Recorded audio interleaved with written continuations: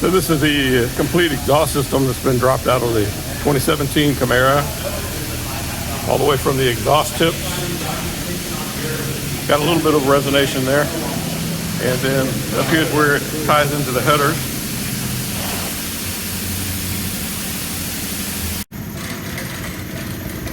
Here's a look inside the exhaust. Looks like they haven't really spared much expense as far as performance on this. Got a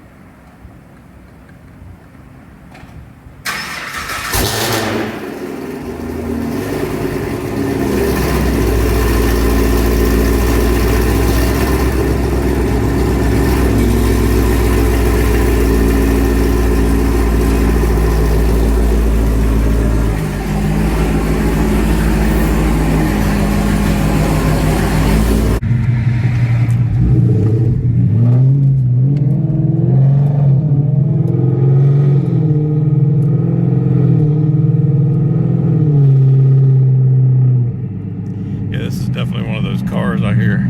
Yeah.